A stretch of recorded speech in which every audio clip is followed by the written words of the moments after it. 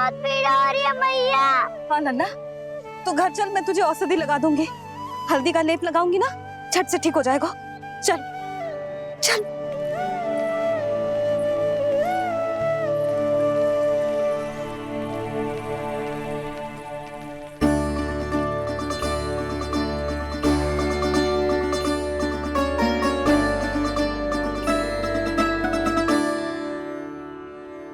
बस लल्ला बस, रो मत। चल चल चल, आजा। अभी औषधि लगाऊंगी ना, तेरी सारी पीड़ा लुप्त हो जाएगी। आजा आजा,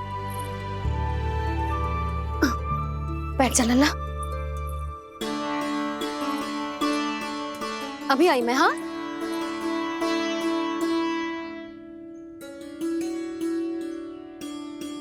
मैया। अरे तू अभी तक रो है? क्या कह रही थी सारी गोपियां? बता। के मेरा लल्ला श्री नारायण का अवतार है, दिव्य है, भगवान है। और जो भगवान इतनी छोटी सी चोट पे रोते हैं क्या? इतनी तो लगी भी ना है तुझे जितना तो तू आ ऊ कर रो है।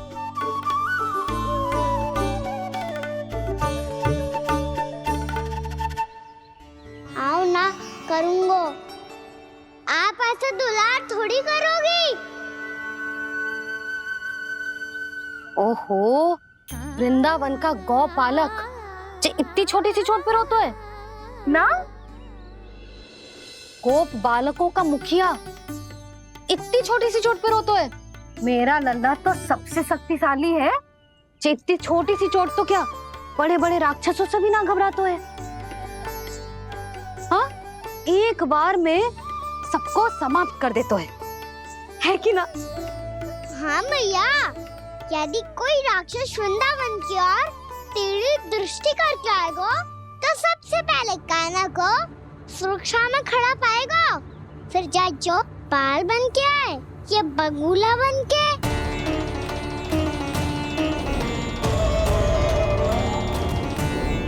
ना लल्ला, सोचो भी मती। वृंदावन की सुरक्षा करना तेरा दायित्व ना है।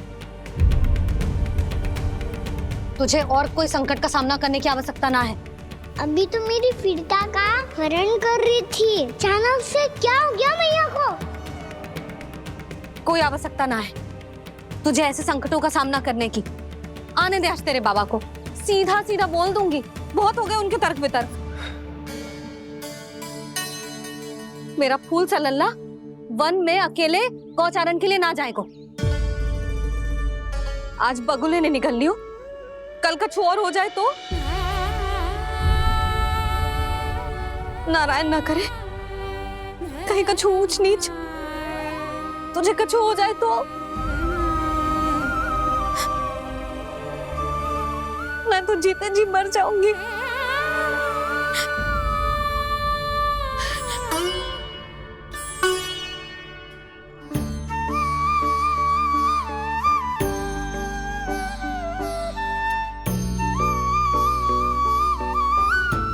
वीर लल्ला की वीर मैया इतनी सी बात तो रोती है क्या? क्या करूं कान्हा, तुझे ऐसे बार बार संकट के मुंह में जाते हुए ना देख सकती मैं। तो फिर मैया मैं वचन देता हूँ, आज के बाद मैं गौचारण के लिए तभी जाऊंगा जब आप आज्ञा दोगी। पक्का? छल ना करेगा ना मेरे साथ? मैंने कब छल करो मैया? अच्छा ठीक है, ना करूँ छल। यदि आपसे पूछे बिना बाहर निकलो तो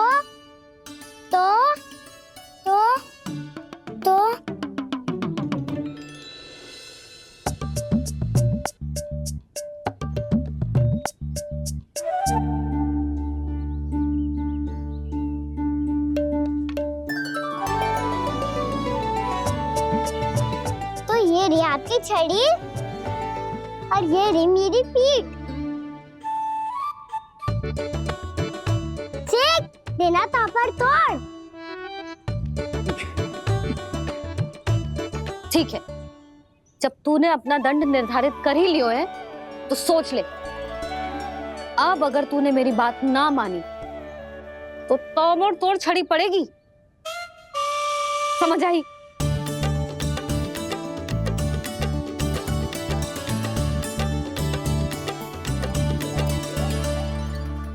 अच्छा ही है कि कान्हा कुछ दिन घर ही रहे। राजवन में जो हुआ है अवश्य कंस ने ही करवाया हुआ है वो सब।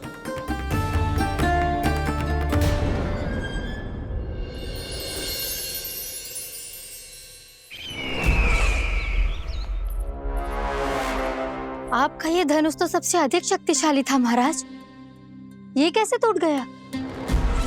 कहीं ये बकासुर की पराजय का संकेत तो?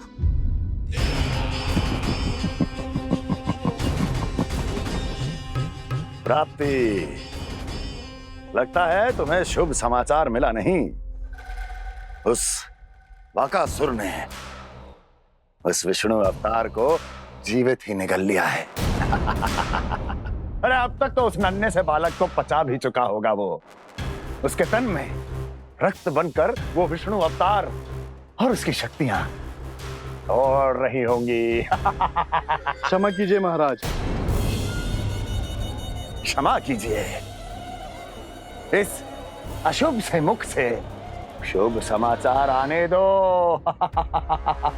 माथे के बल को ढीला करो, चेहरे पर मुस्कान लाओ और कहो, महाराज, वृंदावन में मातम फैल चुका है। मैं ऐसा ही करता महाराज, यदि सूचना सत्य होती तो।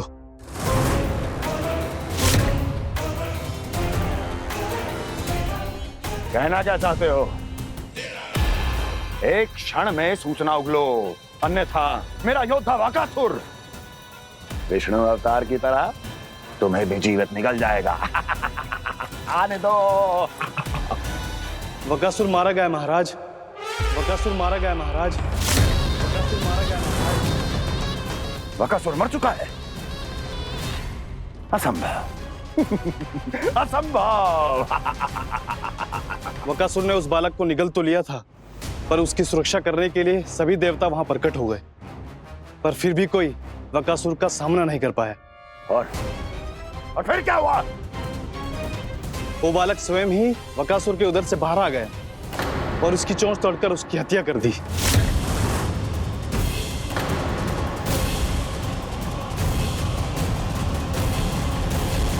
वन में बकासुर की चोंच टूट गई और यहाँ आपका ये धनुष।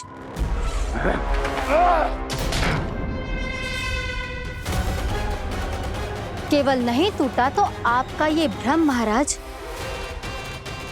क्षमा कीजिएगा महाराज, आपका भ्रम टूटना आवश्यक है।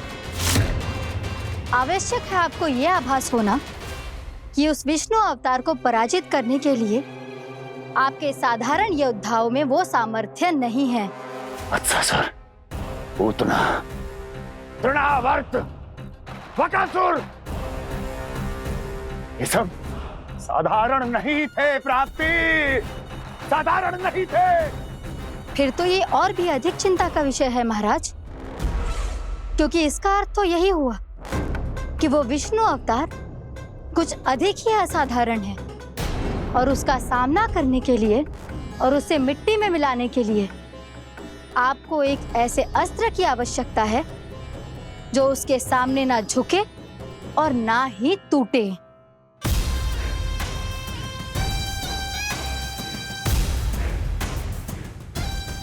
तो फिर मैं ऐसा ही असतर ढूंढूंगा, चाहे आकाश पाताल एक क्यों ना करना पड़े मुझे, 10 दिशाएं 14 भुवन क्यों ना नापने पड़े मुझे, मैं उस असतर को अवश्य ढूंढ निकालूंगा जो उस विष्णु अवतार के प्राणों की डोरी इस धनुष की तरह तोड़ सके।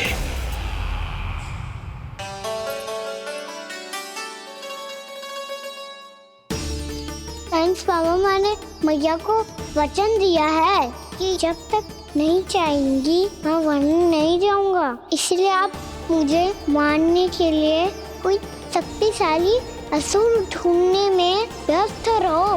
कुछ दिन तब तक मैं व्यस्त रहूंगा अपनी मैया की सेवा करने में।